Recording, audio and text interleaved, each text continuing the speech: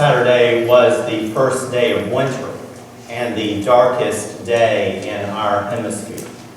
There are ancient practices going back before the days of the Christian church, where people at this time of year would light fires to warm them and to give them the glow during the dark night, as a reminder that spring would come again.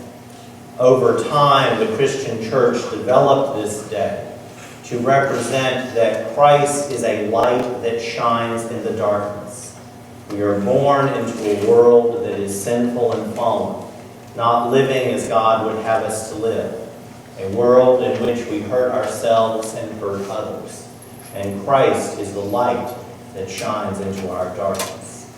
And we celebrate this at an evening service in this dark time of the year.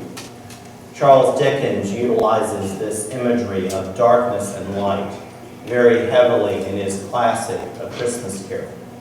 In the first chapter, he emphasizes how dark the city was, matching the darkness of Ebenezer Scrooge's heart. During Dickens' time, smog was a very bad problem in London, and it was said facetiously that London was the only city where you could see the air you breathe. At the end of a work day, Ebenezer Scrooge goes home, and the text says, half a dozen gas lamps out of the street wouldn't have lighted up the entry too well. So you may suppose that it was pretty dark with Scrooge's dinner. Up Scrooge went, not caring a button for that. Darkness is cheap, and Scrooge liked it. And you know the story that unfolds after that. How his former business partner comes to advise him that he's going to be haunted by three spirits. One that makes him face the mistakes of his past. One that makes him face the suffering of his neighbors that he's turned a blind eye to. And one that warns him of what will become of him if he does not turn from his current path. And then on Christmas morning, he wakes up, and the curtains that are thick around his bed and the thick curtains on the window have his room in complete darkness. And being disoriented, he stumbles around until he goes to the window and he throws it open. The text reads, running to the window, he opened it. He put out his head.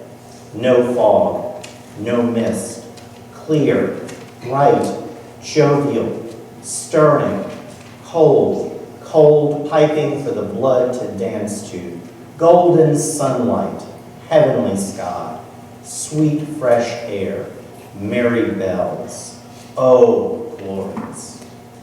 Scrooge wakens to a new day and a new opportunity.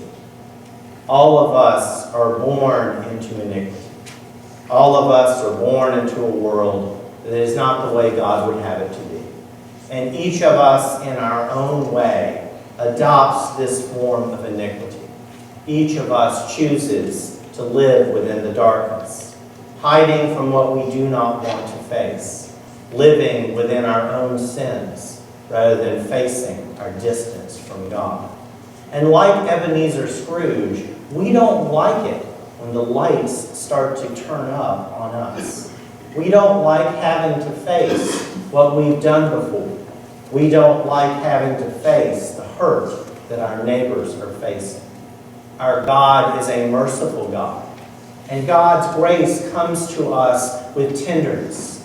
God is aware that it is uncomfortable for us to confess and face what is hurtful. And so while we confess sins, God is holding our hands. But on this particular night, when God holds our hands, it feels like a baby is squeezing our finger.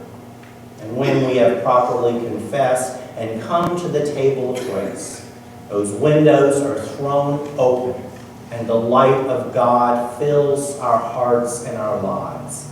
And it is fresh and it is vibrant. It shows us the promise of a new day.